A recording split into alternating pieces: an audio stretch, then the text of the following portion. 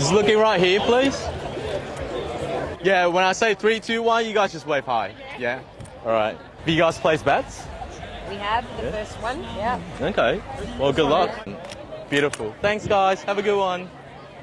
What's up guys, I'm Jason and today we're going to talk about event videography. Whether you're a beginner or an intermediate videographer, event videography is always something that you could do. There's always a lot of opportunities that comes with event videography. Events can be corporate events, sports events, expos, or even small events like birthday parties. I have to say, a lot of them has been really fun. You get a chance to meet new people, and sometimes you get to capture some crazy stuff.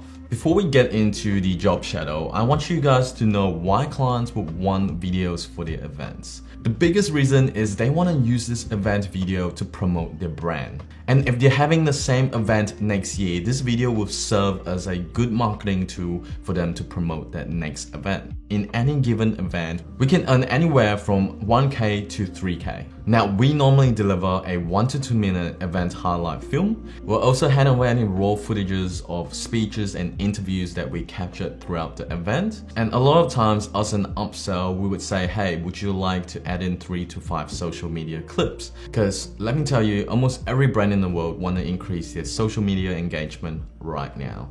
As promised, in this video, we're gonna show you step by step how we create an event video. So for this video, we are shooting a bonbon picnic race for a long-term client of ours.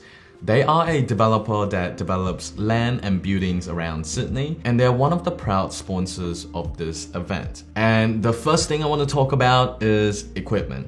What equipment do you need to do event videography? So for every event that I go to, I normally just bring 2 cameras. My first camera is the Sony a7S III, and my second camera is the Sony a7 III. The reason why you need to bring 2 cameras is that you want to use the first camera to shoot B-roll, and the second camera can be used to shoot any interviews or speeches that are going on throughout the event. So for the second camera, I would normally put it on a tripod and just leave it somewhere. If there's a speech that's going on, I'll quickly reposition the tripod and adjust the camera so that it's capturing the speech. Now in saying that, I want to talk about the second type of equipment that we'll normally bring, and that's audio. For this event, we'll bring the Rode Wireless Go 2. It's basically a wireless mic that you could just pop onto someone's outfit. It's super convenient and it records internally into your camera. For lenses, I'm using the Tamron 35 to 150 mm. I love this lens because it has such a huge range of focal length and allows me to shoot a lot of things whether they're close by or when they're further away. I also brought the Tamron 70 to 200 f2.8.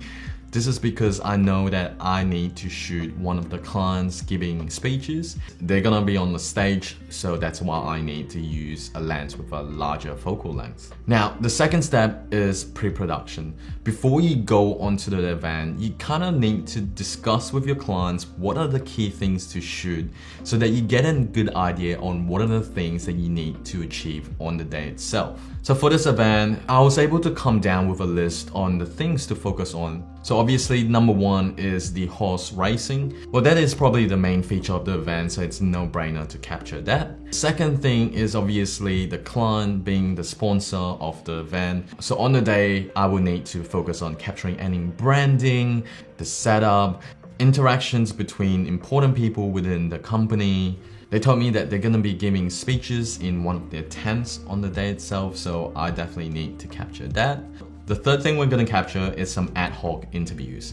We actually do this in a lot of our events. We'll actually go around and ask who are the important guests of these events. And if they're willing to do an interview, what we'll do is we'll just put a mic on them and just hold our camera right here. Obviously, we would have some questions prepared like, tell us about this event, what's going on in your day, what does this event mean to the brand itself. All these are kind of questions we do have in mind before we conduct the interview. What does it mean for Ashbourne to just be part of the community and getting to know people? Look, it's great to get exposure. It's great for people to kind of get to know us and what we're all about. We're actually quite young in the area, ultimately. It's so lovely to be part of a project where they're just so much a part of the community, and just to even be out celebrating today with our local community. It's really exciting actually to be part of something like that. Once we get this done, these interviews are super useful in telling the story of the day. And when it comes to editing, we'll normally go through each of these interviews and take out the best parts. So the last thing I have in my notes is I really want to capture the vibe of the event. So right now we just want to capture the vibe of the event. So feel free to just roam around and really enjoy the party, and that way you get to also capture the vibe as well, purely just by enjoying it. The key things I'm looking out for is obviously smiles and laughters. Those are always gonna be the best shots that's gonna portray the vibe of the event. One of the key mistakes I notice a lot of videographers make is that they just tend to capture people talking. If it's on an A to D grade, it's basically like a C+ or a B- shot. Those kind of shots aren't going to be able to create any emotion. Contrast it to a shot where people are laughing or smiling when they're talking.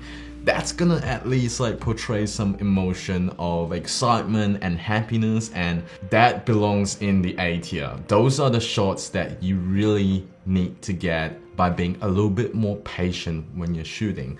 Another tip is don't be afraid to interact or direct the people in the event. One of my favorite things to do, especially if it's a very exciting and happy event, is I like to get people to wave at the camera, or if they have champagne in their hands or beers, obviously get them to do a cheers. Hi guys, we're just doing a promotional video for the event. Do you mind if I get you guys waving hi to the camera? Sure. Is that okay? Yeah? No, you got this, man. You got this. Yeah, don't be so nervous. Yeah. Yeah, when I say 3, 2, 1, you guys just wave hi. Yeah? Alright. Give me a second. And 3, 2, 1, big waves. Beautiful. Thank you. So much. Awesome. That was a good 10 out of 10 wave. All right. See you guys. Lastly, and one of the most important advice I could give you is have a lot of fun on the day itself. You don't have to be shooting all the time. Don't be afraid to try out the food or get some drinks. You don't want to work yourself so hard that you be giddy and malnourished by the end of the shoot. So meet some new people, and who knows, you're gonna meet people who ask hey, which company are you shooting from? I'm actually looking for videographers at the moment. And there you go, you're getting new business. They'll be asking for your Instagram, they'll be asking for your business cards, they're gonna be asking for your websites. So take this opportunity and potentially make new clients. If you don't make new clients, at least you make some new friends. Now, this is my exact process on how we edit an event video. Number one, we want to go through all the interviews and the speeches and look for the best parts that we could use in our main video. Number two, we're gonna pick the music for our video. So we use music bed, so we'll just spend 10 to 20 minutes just listening to songs that we think might fit the vibe of the video. After we find a song, we would just lay it down on the timeline. After that, we'll start putting in the best parts from the interviews and speeches that we did. Obviously, we put it in a way that kind of tells the story of the day. Now, after we finish putting down these audio components, we'll then start laying on the B-roll. I would say this is probably the easiest part because you're just choosing the best shots you've taken and you're just laying it all on the timeline. Make sure that you're including a variety of B-roll of different things that happened in the event so that you have a variety in your video.